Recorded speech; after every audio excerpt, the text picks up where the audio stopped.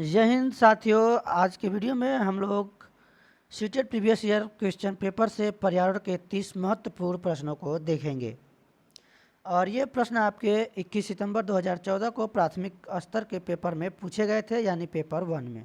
तो चलिए शुरू करते हैं वीडियो को और वीडियो में पूरे अंत तक बने रहिएगा।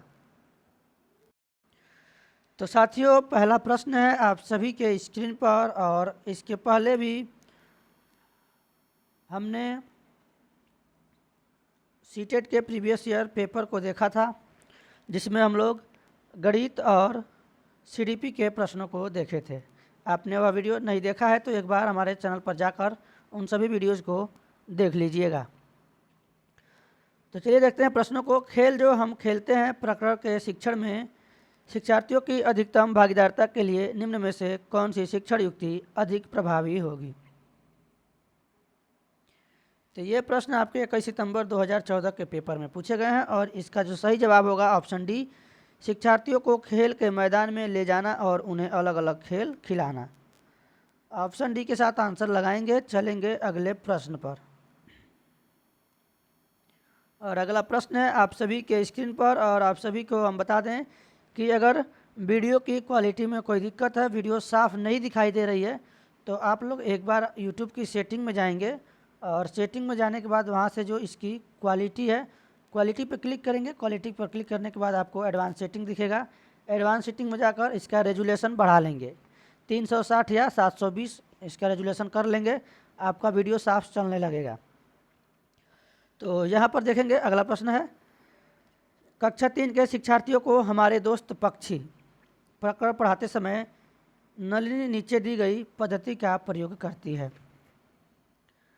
पक्षियों पर आधारित वृत्त चित्र दिखाना, विभिन्न पक्षियों की तस्वीर वाले चार्ट का प्रयोग करना और संक्षेप में उनका वर्णन करना, शिक्षार्थियों को नज़दीक के पार्क में ले जाना और उनसे पक्षियों को ध्यान से देखने के लिए कहना। नलिनी किस प्रयोजन के लिए सीखने के विभिन्न उपागमों का प्रयोग कर रही है? यहाँ पर हमको आंसर बताना है। इनके आधार पर हमें प्रश्नों का जवाब देना है।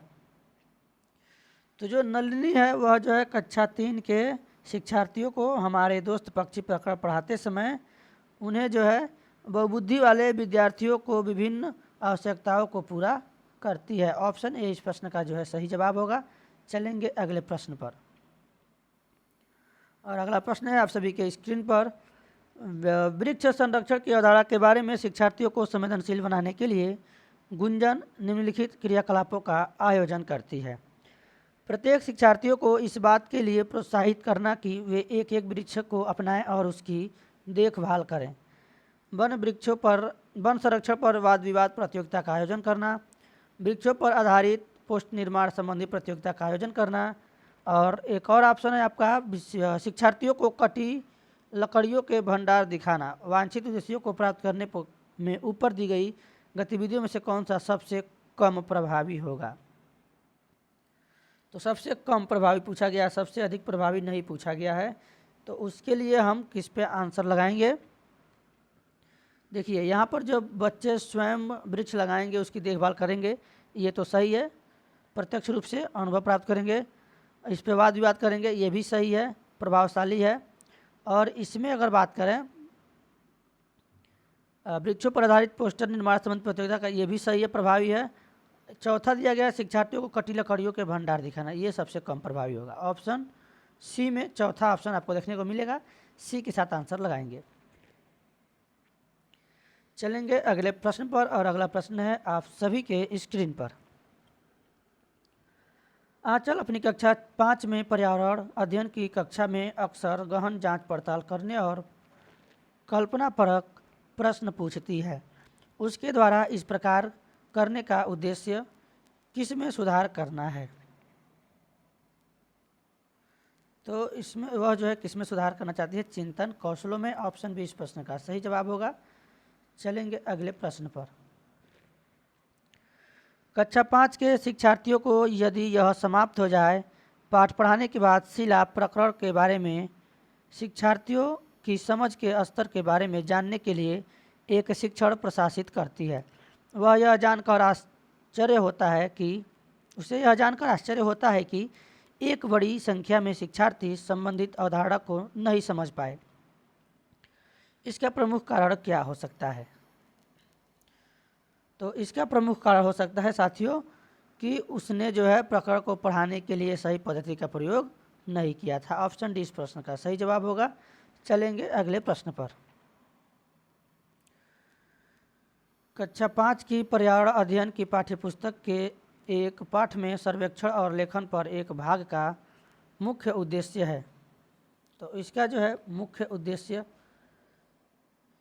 यह है कि कक्षा शिक्षार्थियों को अवसर उपलब्ध कराना कि वे चीज़ों को खोजें और सीखें। ऑप्शन ए इस प्रश्न का सही जवाब हो जाएगा। अगला प्रश्न है ईवीएस संक्षेप और रिक्त स्थान अर्थ में प्रयुक्त होता है। तो यह किस में प्रयुक्त होता है? यह प्रयुक्त होता है एनवायरमेंटल स्टडी। ईवीएस किसका संक्षिप्त रूप है? एनवायरमेंटल स्टडी यानी पर्यावरण अध्ययन का संक्षिप्त रूप है। ये प्रश्न आपके पेपर में पूछे जा चुके हैं, सीटेट में देख लीजिए। भारत के मानचित्र में दिल्ली की स्थिति के सापेक्ष हिमाचल प्रदेश की राजधानी और मध्य प्रदेश की राजधानी क्रमशः स्थित है। दिल्ली के पूछा गया मानचित्र में दिल्ली की स्थिति के सापेक्ष हिमाचल प्रदेश की राजधानी शिमला और मध्य प्रदेश की राजधानी भोपाल क्रमशः स्थित है। दिल्ली के किधर? यहाँ पर यही प्रश्न, इसी तरह के प्रश्न पिछले प्रीवियस ईयर पेपर में कई बार पूछे गए हैं घुमा कर कि कोई लड़का है चाहे कोई व्यक्ति है वह एक स्थान से दूसरे स्थान तक जाना चाहता है तो पहले कौन से दिशा से उसको यात्रा शुरू करना पड़ेगा। तो उसी से संबंधित यह भी प्रश्न है। तो यह जो है उत्तर पूर्व और उत्तर पश्चिम, इस प्रश्न का सही जवाब होगा उत्तर पूर्व और उत्तर पश्चिम। तो डी के साथ आंसर लगाएंगे। चलेंगे अगले प्रश्न पर। निम्नलिखित में से कौन सा प्राथमिक स्तर पर पर्यावरण अध्ययन के शिक्षण का उद्देश्य नहीं है? यहाँ पर विशेष ध्यान देना है। इसी तरह प्रश्न पूछे जाते हैं, कन्फ्यूजन में हम लोग गलत आंसर लगा देते हैं। पूछा गया है कौन सा उद्देश्य नहीं है, उद्देश्य है ये समझ के हम लोग आंसर लगाएंगे तो हमारा आंसर गलत होगा। तो यहाँ पर शिक्षक कक्षा कक्ष में कड़े अनुशासन को सुनिश्चित करें। कड़ा अनुशासन नहीं करना है, बच्चे को जो है दंडित नहीं करना है। यहाँ पर ऐसे जो है नकारात्मक को हम लोग यहाँ पर नकारात्मक प्रश्नों में आंसर लगाएंगे। कोई डॉक्टर एक मरीज को खाने के लिए कुछ दवाइयाँ लिखता है और साथ ही गुड़, आंवला और हरी पत्तेदार सब्जियाँ जरूर खाने का सुझाव देता है। यह मरीज किस रोग से पीड़ित होना चाहिए? तो ऐसे प्रश्न आपके यूपी टेट में और सीटेट में देखिए दोनों में पूछे गए हैं। और ये ऐसा किसमें होता है? लौह तत्व की कमी, लौह तत्व की जब कमी होती है शरीर में तब यह खाने की सलाह दी जाती है। इसी से संबंधित प्रश्न पूछा गया है आपके प्रीवियस ईयर यूपी टेट के पेपर में। आप लोग जाके एक बार हमारे चैनल पर देखिएगा, हमने यह प्रश्न कराया है प्रीवियस ईयर आपका। तो ये होता है रक्त अल्पता या रक्तहीनता, कई नामों से जानते हैं इस बीमारी को, और ये होता है अनीमिया। ऑप्शन सी इस प्रश्न का सही जवाब हो जाएगा। चलेंगे अगले प्रश्न पर। निम्नलिखित समूहों में से उस समूह को चुनिए जिसमें खाना पकाने के तरीके यानी ढंग दिए गए हैं। तो खाना को हम लोग रोटी सेक कर बनाते हैं, सेक कर। दूसरा जो तरीका हमारा होता है खाना, हम लोग जैसे मान लीजिए चावल बनाते हैं तो चावल को हम लोग तल कर भी बनाते हैं, तलते हैं, उसको तल कर तलते भी हैं और हम उसको भूनते भी हैं। भूनना यानी भूज कर, कोई चीज़ भून कर खाते हैं। तो यहाँ पर देखेंगे भूनना, तलना, और तो ऑप्शन सी में देखेंगे यह है आपका। अब बेल कर, तो रोटी केवल बेल देने से तो पक नहीं जाएगी, उसको क्या करना पड़ेगा? भूनना पड़ेगा या सेकना पड़ेगा। तावा, जो तावा होता है आपका, तो इसमें देखेंगे भून कर, भिगो कर। तो केवल भिगोने से नहीं होगा, कोई चीज़ अगर आटा हम पानी में भिगो दें, चावल पानी भिगो दें तो हमारा भोजन तैयार नहीं होगा, ये भी सही नहीं है। उबाल कर, गूँथ कर, भून कर। तो उबालने से तो भोजन पक सकता है, पर गूँथ कर, अगर कुछ गूँथ कर हम उस लकड़ी में गूँथ कर, किसी चीज़ में गूँथ कर छोड़ दें या आटे में हम लोग बेसन गूँथ के रख दें तो नहीं पकेगा। इसलिए सबसे सटीक आंसर सी है। समझ गए होंगे आप लोग। रेगिस्तान ओक एक पेड़ का नाम है जिसकी जड़ें उस गहराई तक जमीन के भीतर जाती है जब तक कि पानी तक न पहुंच जाए। इस पेड़ की जड़ों की गहराई इस पेड़ की ऊंचाई की लगभग 30 गुनी होती है। यह पेड़ कहाँ पाया जाता है? तो जो रेगिस्तानी ओक है यह साथियों पाया जाता है ऑस्ट्रेलिया में। ऑप्शन बी इस प्रश्न का सही जवाब होगा और यह एक मरुस्थलीय पौधा है।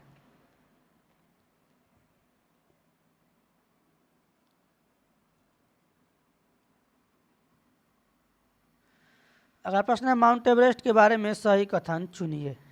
तो यहाँ पर 4 ऑप्शन दिए गए हैं आप सभी की स्क्रीन पर। इसमें जो है सही जवाब जो आपका होगा यह नेपाल का भाग है और इसकी चोटी की ऊंचाई 8900 मीटर है।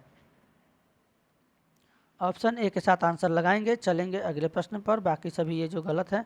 अगला प्रश्न है कांसा ब्रांज दो धातुओं से मिलकर बना है। ये दो धातुएं हैं, तो जिसमें जो धातुएं बने हैं जिससे मिलकर तांबा और टीन। ऑप्शन ए इस प्रश्न का सही जवाब होगा। ए के साथ आंसर लगा देंगे। अगला प्रश्न है कुछ पक्षी हमारी तुलना में 4 गुनी अधिक दूरी तक देख सकते हैं। ये पक्षी हैं, तो इन पक्षियों में आपका आएगा चील, बाज और गिद्ध। ऑप्शन बी इस प्रश्न का सही जवाब हो जाएगा। अगला प्रश्न देखेंगे सालनी कक्षा 5 के शिक्षार्थियों को पोषण स्तर पर आधारित प्रकरण से परिचित कराना चाहती है, उन्हें क्या करना चाहिए।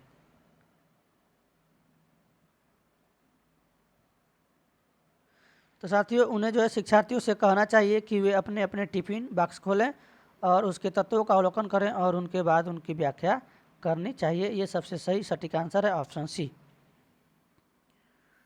अगला प्रश्न है जीव जंतुओं पर आधारित पाठ को पढ़ाने के बाद शीतल कक्षा 4 के शिक्षार्थियों के लिए चिड़ियाघर के भ्रमण का आयोजन करती है। यह रिक्त स्थान में शिक्षार्थियों की मदद करेगा। तो यह किस में मदद करेगा? तो यह मदद करेगा कक्षा कक्षीय अधिगम को वास्तविक जीवन की परिस्थितियों के साथ जोड़ने में।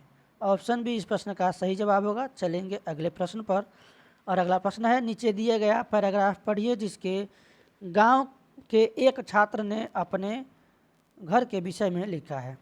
मैं गांव से आया हूं, हमारे गांव में अत्यधिक वर्षा होती है, इसलिए हमारे घर धरती से लगभग 10 से 12 फीट। तो ये बात की जा रही है असम की। चलिए पहले पूरा प्रश्न देखते हैं।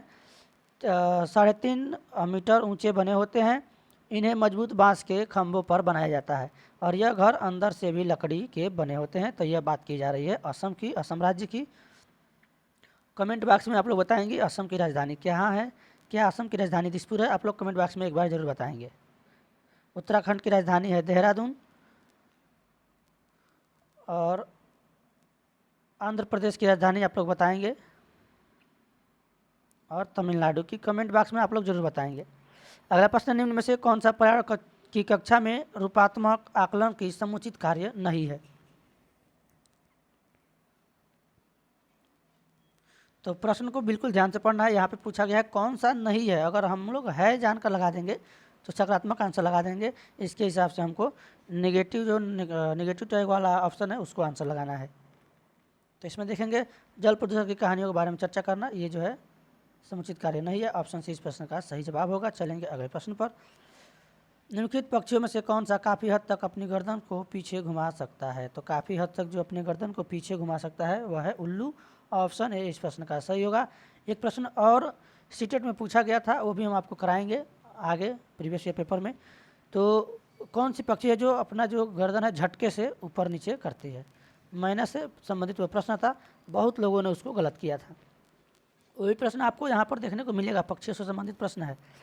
ब्रेल लिपि में मोटे कागज पर उभरे हुए बिंदु बने होते हैं, यह लिपि आधारित होती है। तो यह लिपि है लुइस ब्रेल के द्वारा दी गई है, और इसको हम लोग ब्रेल लिपि कहते हैं, और ये जो है 6 बिंदुओं पर आधारित होती है। ऑप्शन ए इस प्रश्न का सही जवाब होगा। चलेंगे अगले प्रश्न पर।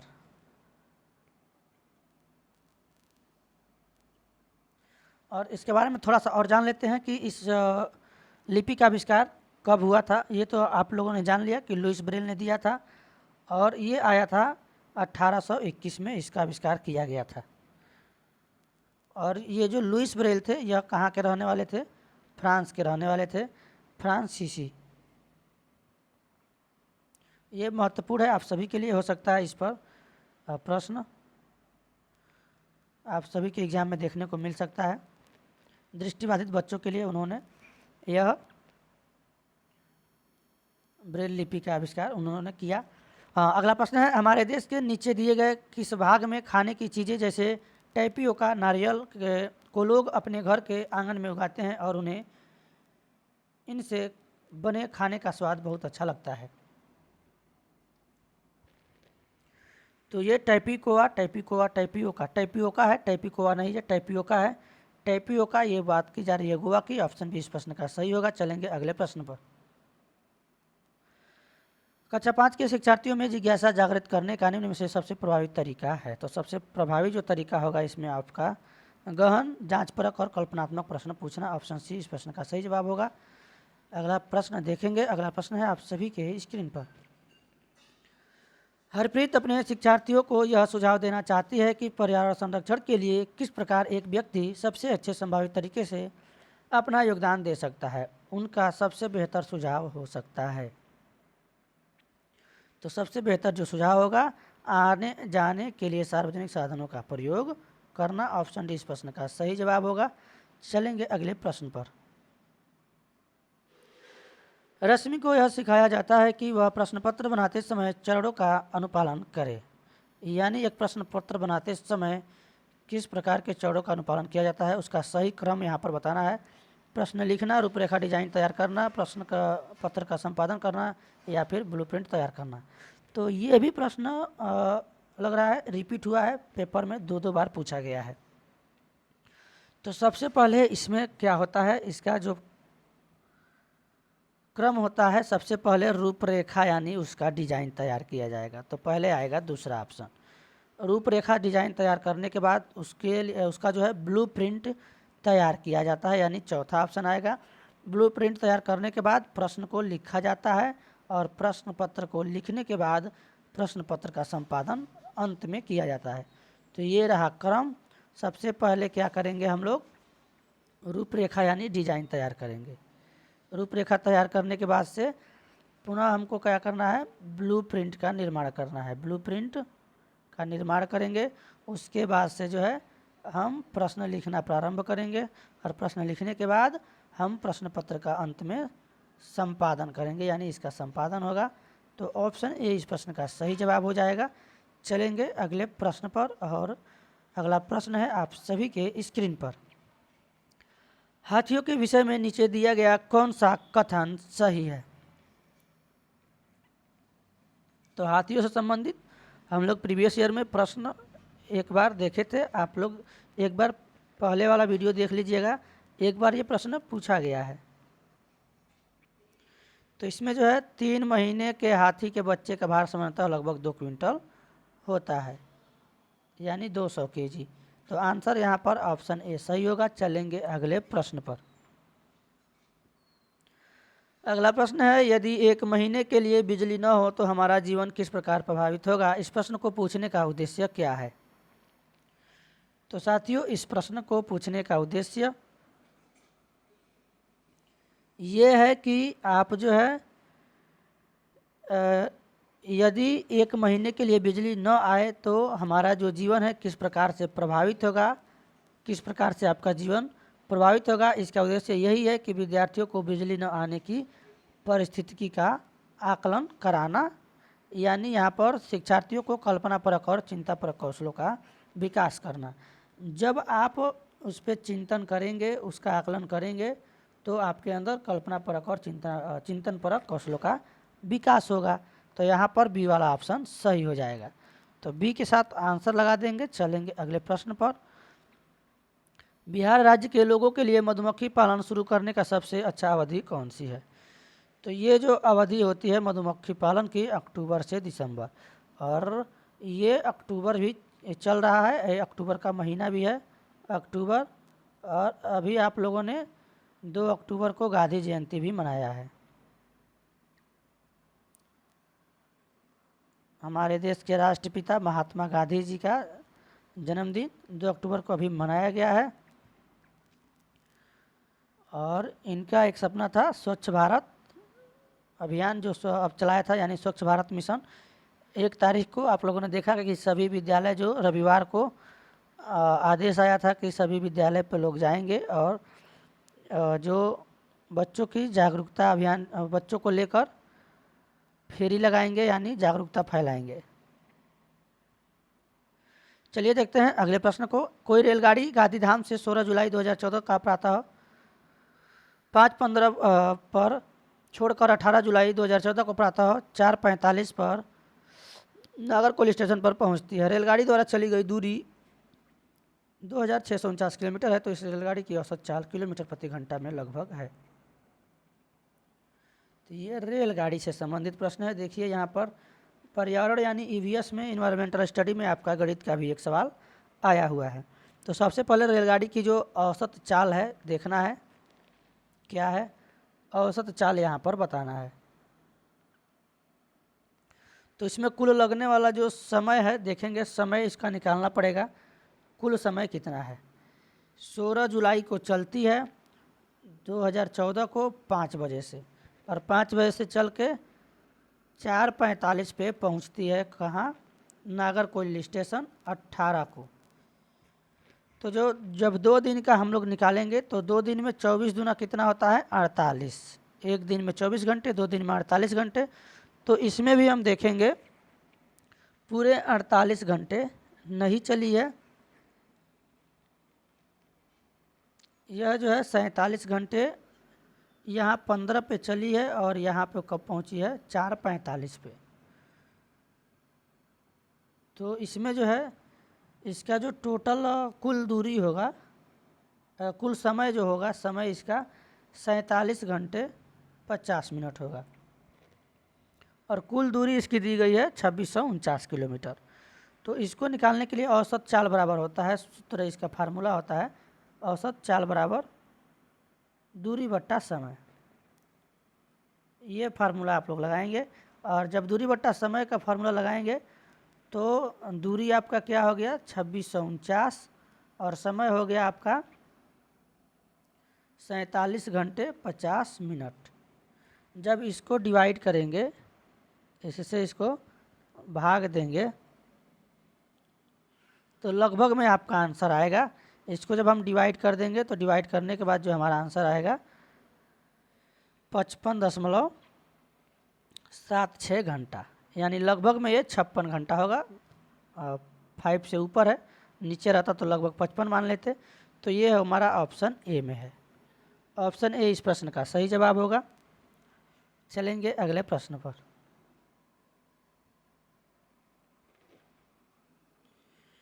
आप लोग एक बार इसको डिवाइड जरूर करेंगे। 2649 है, ये 47 है।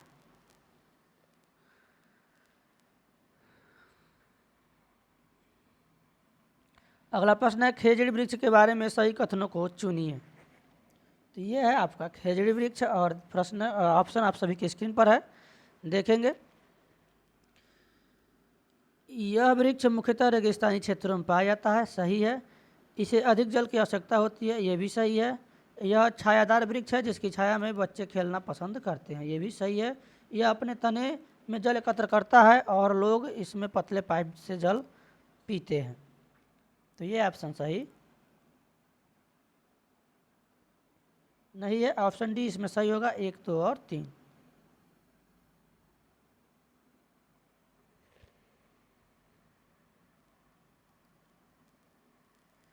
तो साथियों आज की वीडियो में बस इतना ही। मिलेंगे एक नए वीडियो में नए टॉपिक के साथ, तब तक के लिए धन्यवाद। जय हिंद। और अभी तक आपने वीडियो को लाइक और शेयर नहीं किया है तो वीडियो को लाइक और शेयर करके, चैनल पर पहली बार हैं तो चैनल को सब्सक्राइब कर लीजिएगा, और बेल नोटिफिकेशन आइकान को प्रेस कर लीजिएगा ताकि कोई भी नोटिफिकेशन सबसे पहले आप सभी तक पहुंच सके।